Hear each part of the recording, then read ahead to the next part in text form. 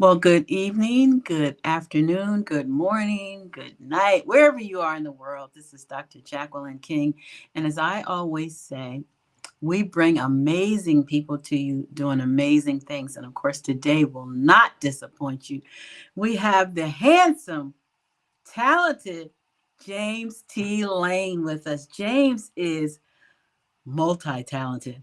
But right now, he's the alternate Louis Armstrong in the A Wonderful World play that's playing on Broadway. And so, James, how are you, first of all? I'm good today, staying warm here in New York City as best I can. I'm here at the theater already because I have to be here as the alternate. Although I'm not performing this evening, I perform on Wednesday evenings and Thursday afternoons. But I'm feeling pretty good today. How are you? I'm good. So let me give a little background. Okay. Uh, so, are you from Philadelphia? No. I am. Yeah. Well, I'm from New Jersey, Oh, okay. So that's Philadelphia. That's just right across the bridge. souther Philly. That's right.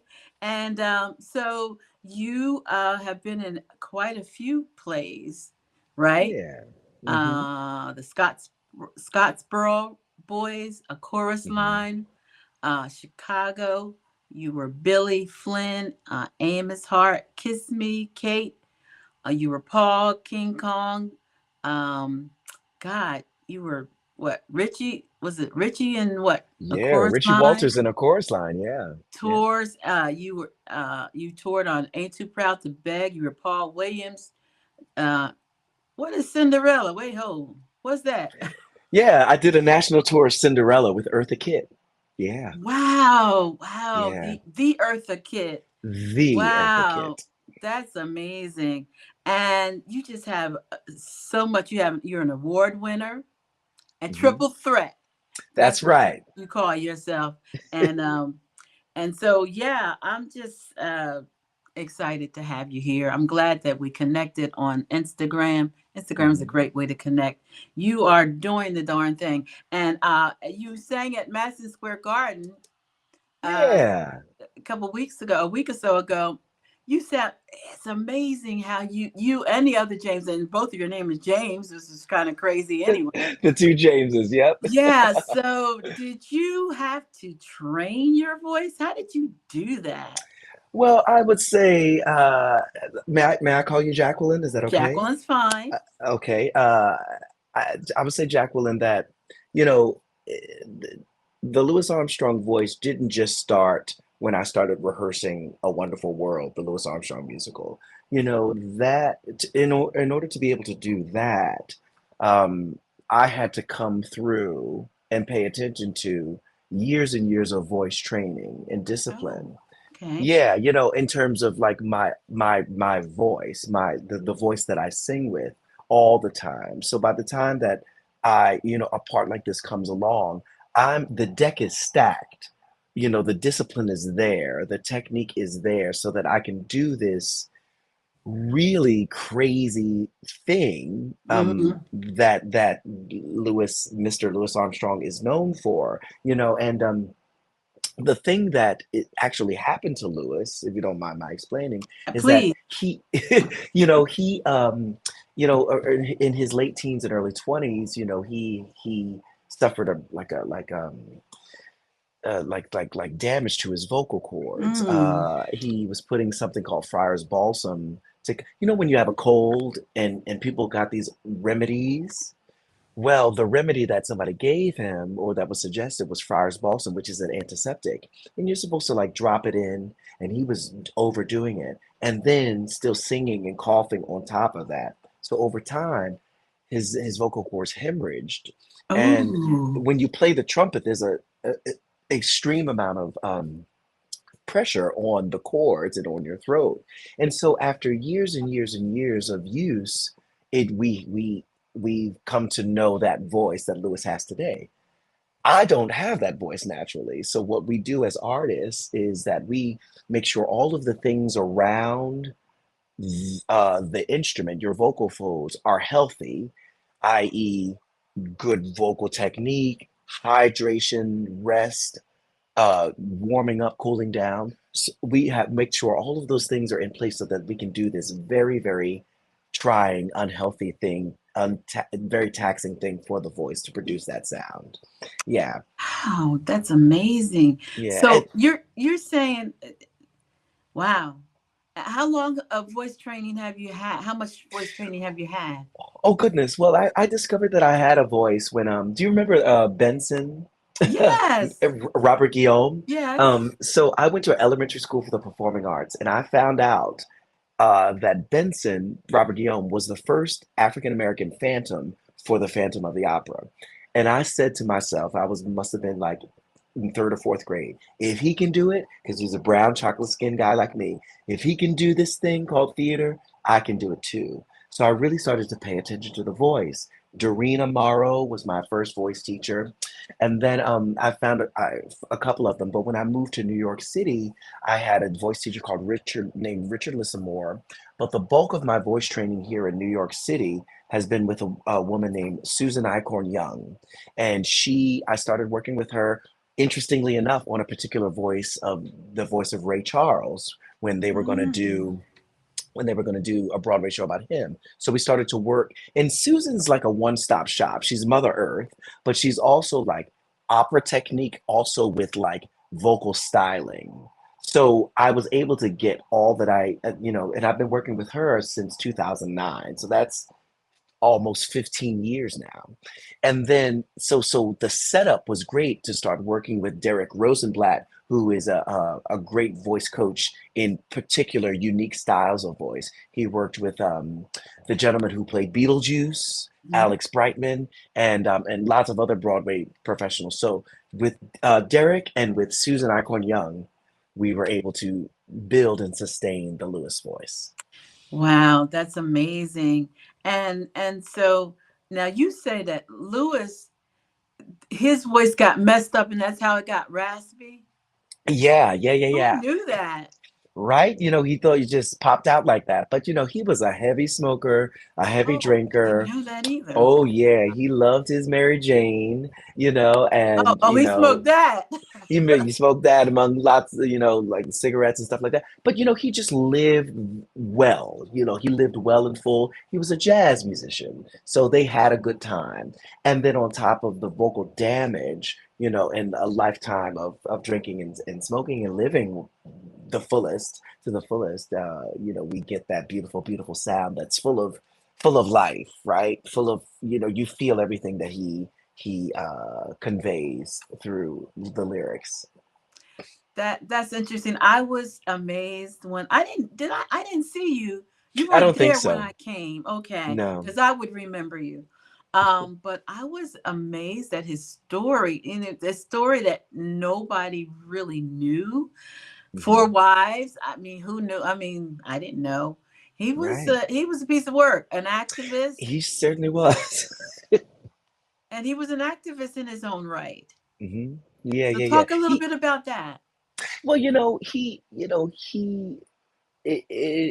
he was very particular with how he was an activist because Lewis was very vocal when he felt it was useful and right and good to be, but he was also realistic. He said, if I'm on the front lines, they're going to come after me because they know who I am and bust my lip, and then where would we all be? I can't play the horn if my lip is all bust up, and I can't do the thing that got me to this platform position. So I'm best suited in doing these, speaking publicly about it, and also monetarily, I can be an activist in that way. But he was very, very outspoken, particularly in his parlor and with his friends. But then, when pushed by President Dwight Eisenhower to really speak about the state of the country, he just was fed up in the morning. He said, President, I can go to hell. That's what he said. Yeah, yeah, it was really, really good. Um, is this one of your favorite roles? Jacqueline, it, babe, it uses all of me. And I often say this about musical theater. There are very few moments in a musical theater actor's life where, as an African American, where before I even step into the rehearsal, I have everything inside of me that I need. I am culturally ready. I am spiritually, emotionally, historically ready for to tell this story. I put on the voice, I put on the suit, I learned how to play the trumpet for this particular Really? role. But Wow. but I mean, play the trumpet so that I don't look crazy while I'm Right. playing the trumpet. Yeah, and but this I show up with all of the tools that I need to really bring this thing to life. So yes, it is a gift from the universe, a gift from God that this has come along. And then I have all of the things because Jacqueline, we're usually relegated to a sliver of a character in somebody else's story. That's the truth of it. And that's also why I became a writer. We may talk about that a little more later because I wasn't seeing things that were built for me a lot, out there. And, I'm a man of a certain age, and I looked around at the landscape of Broadway and I said, where am I represented here? And things like this have come along, and and I feel comfy. I feel good. I can really do this and soar at this. Yeah. And that brings me to DEI. I had to do it. I had Go to do on, do it. so you know, do you think it's going to affect Broadway at all? Well, we work with a wonderful company called K&K. I can't remember what K&K, and they're the DEI company that helps us out with that. And I think it's very important for the conversation to keep on happening and continuing. Sometimes I sit in these meetings, and sometimes I sit as a black man, and I'm like, I don't need the meeting. Like, but here's the thing. There's always something that I learn, and and it's about relationship, right? Where we are in community together. So I want to support other people who are learning things that are not of color, or not necessarily what the DEI folks are talking about. But I want to be in support of that. But here's the thing that I think is important, Jacqueline. Like I said, uh, we need more representation behind the table. Casting directors, choreographers, writers, writing our own stories where we're at the center of it, not over here, third tree from the left, singing down over here, but the third tree Mhm. from the left in the center of the story, the narratives. We need full characters, and even into producing owners of the theaters. We need all of that more and more and more. And I think that is where DEI um, is important to me because ownership. When I wrote my own show, it was about ownership and having and controlling the narrative. So I I I do think that it is needed, and I do think that it will transform and morph into maybe another way of explaining it. But I want it to be in the culture. I want it to be a part of the human beings that we're growing in elementary school and middle school. I want their language to be inclusive. I want their language to be we are all in this together. And it starts with the little babies, you know. Yeah. I like that. Do we own any theaters in on Broadway? No, we do not. We do not own any theaters on Broadway. We're on boards of directors of theaters, and we are in owners DEI initiatives, but we are not owning any theaters on Broadway. What When I about? and I Go ahead. Oh, I just I know George Faison owns a theater called the Firehouse up in Harlem. That is not a Broadway theater, and I know some folks around the country own theaters that are of color, but they're usually not equity theaters. I know the St. Louis Black Rep is owned by black folks, and that they are an equity theater, but no Broadway theaters yet. That's right. That's the opportune word, yet. Okay, so let's get into the personal now. You have done a lot of stuff and you've come from a long way. You want to talk a Yeah. little bit about where you come from and how you survived and why you're where you are? Yeah, I would love to. I grew up in the projects of South Philadelphia, single mother. My mother's name is Star, and a brother named Terry. And it was us three. Come from a big family, but it was just that unit, right?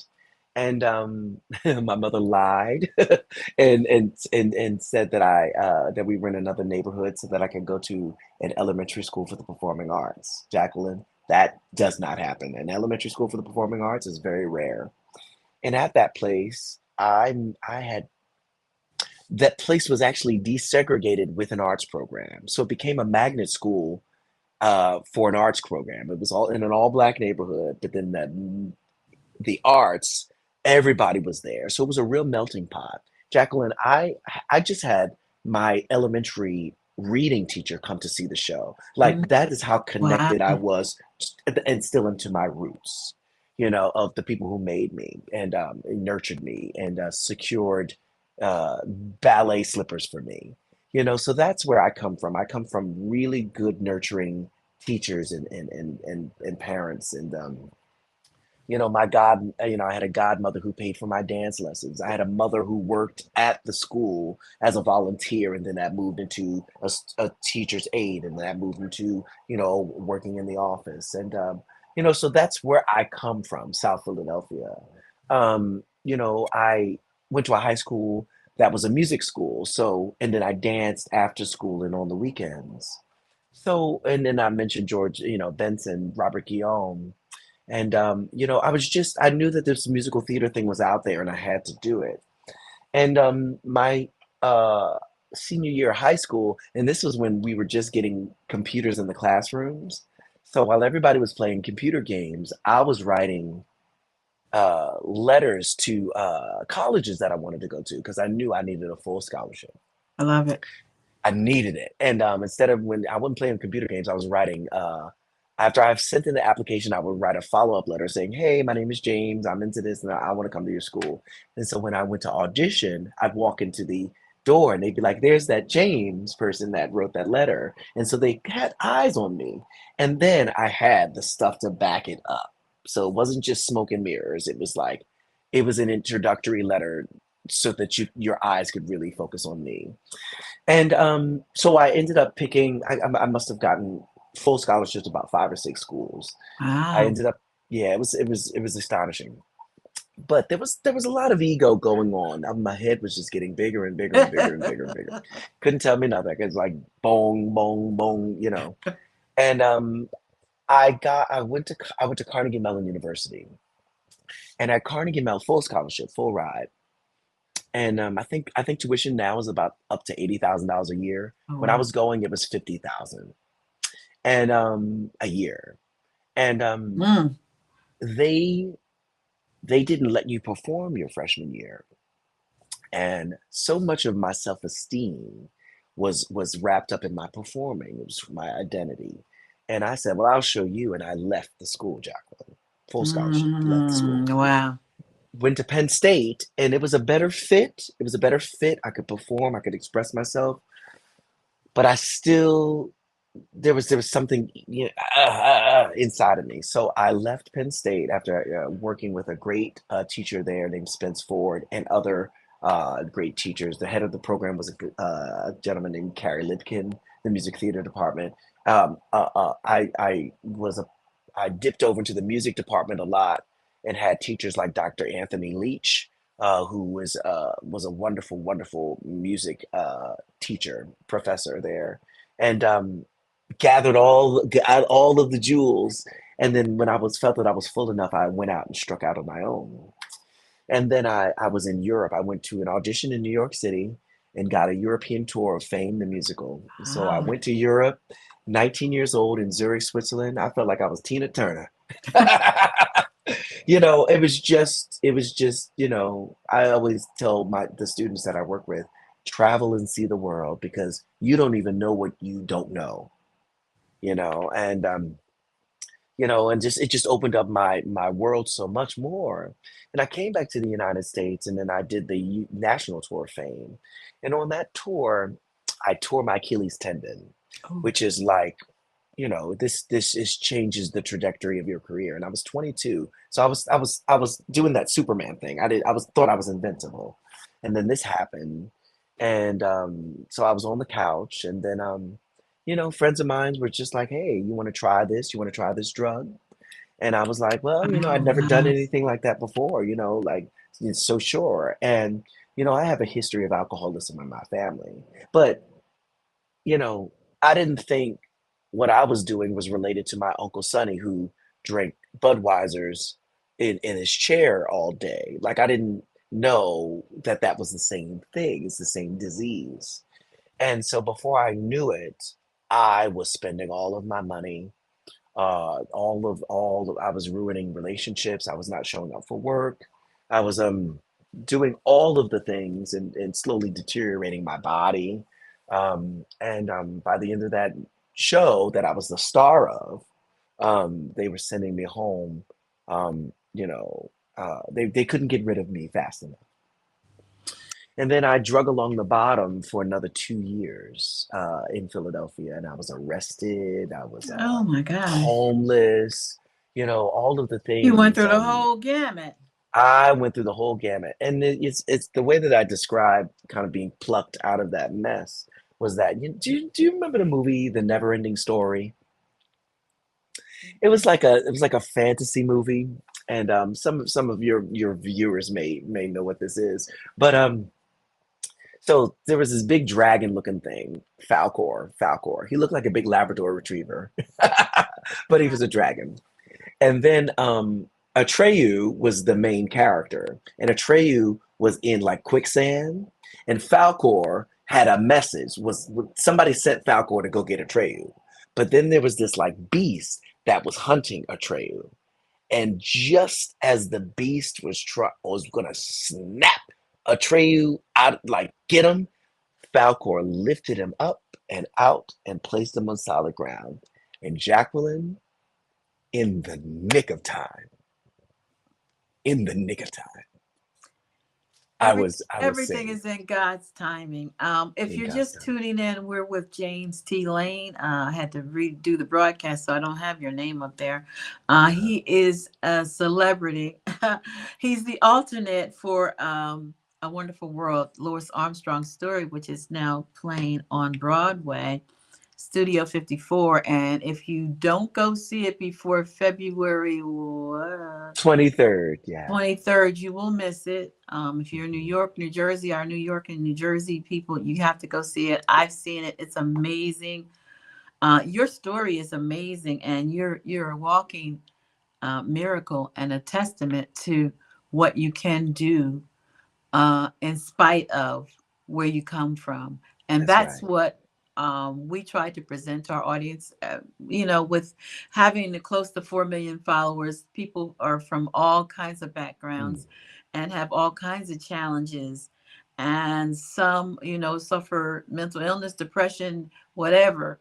So we try to bring people on that can help uplift, encourage, motivate, and inspire. And that's good because that's another thing that you do. I'm gonna have you sing before you get off here, right? that's okay. I can You sing. I can do already that. know. You already know. But this is really good, James, and I'm so glad that we connected on Instagram. Look, you Yeah, ain't gonna be able to get rid of me, so I'm that's letting you okay. You right you you good now people. that I'm gonna be following you wherever you go. And so we're gonna be bringing you back. Okay, where you at now? Where you playing now? What you doing now? I And that's love it. good. People who connect with us, they automatically become family. That's Oh, just I the like way it that. is with us. And you're, like I said, you're amazing. I thank God that He spared your life and let you flourish.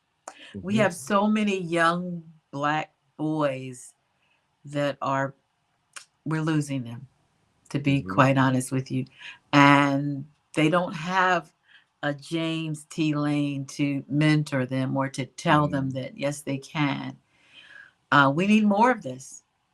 Yeah, and that's why whenever I'm traveling, like when I'm working in shows, I always go into the performing arts communities and volunteer and teach a master class and talk and I talk about that story. Like I don't sugarcoat it. I don't. I want to tell you how, like it is because when they see this, they think, oh, this, he's had it, the life of Riley, and like that is not the case at all. Yeah, Yeah, yeah. Well, but look, I say, but God. So, but God, yeah. So, what you gonna sing? We know my favorite song is. what a wonderful world. Now, do you want me to do it in the Lewis voice, or do you want me to do it I as want the Lewis James? voice, Of course you cause do. that's of course I do.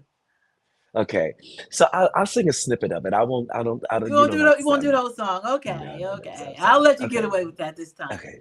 All right. Yeah, yeah, yeah. I see trees of green, red roses too. I see them bloom for me and you, and I think to myself. What a wonderful world. Oh, yes. I love it. I think I have a lot of it. I posted the one that you did at Madison Square Garden. Hmm. That's on all of our pages. So if they Fabulous. want to go back and hear a little more, you sing a little more there, and that's fine. Hmm. What do you want to share with our audience before I let you go? Oh, well, thank you so much for having me, Jacqueline. I really do appreciate this opportunity, and to just explain, also to just explain what an alternate is. Some people are like, well, is it an understudy or like, what's going on with it? And there are a few levels in the company, in terms of like uh, operations or job specifications. So an understudy is usually in the show 8 times a week, and dancing in the chorus, and they understudy the like principal roles. A standby is a principal, usually a principal contract. It could be a chorus contract, but a standby is usually hired to cover a role, but they never know when they're going on. Now, in my case and circumstances, they wanted to hire two Lewises. There's the Lewis that does the bulk of it, that is eligible for all of the awards and all of that wonderful stuff.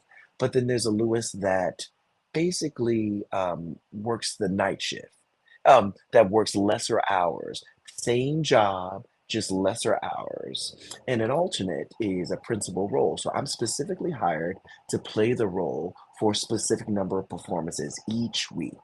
So, and I always know when I'm going on. And my days are Wednesday evenings and Thursday afternoons. Those are my days that I go on. So my mama can come, everybody knows. And my schedule, you can look on my Instagram at James T. Lane, and that's my Instagram. But a lot of people don't know the machinations of what that is. And so I'm specifically hired to play the role a specific number of performances a week. And I just want to say that in these, very, very obtuse times, I just encourage all of your viewers to stay positive and keep the faith. You know, um, we are on a journey, and that journey has a lot of colors within the journey, but stay to the course and stay true to yourself. And it really is truly indeed a wonderful world, so it's really how you look at it. Yeah. That's good. You are amazing. I love your smile. I love your spirit. I love your performance. And I interviewed I don't know if you saw it, but I interviewed the other James too. Uh, Oh, I interviewed. It's on my Instagram. I interviewed okay. him live when I was at the show, and two of the other ladies too. So thank you so much for your time. Um, like I said, you're stuck with me, so don't even try. Don't Oh, I even love it. try. I love it. Thank you so much, everyone that's tuned in. Please share the broadcast. We will actually re-air it because some people are still at work, and so we'll play it again and again and again. Thank you so much, Mr. James, and My absolute pleasure. you have a blessed evening. And we'll talk soon. All right, take care. God bless.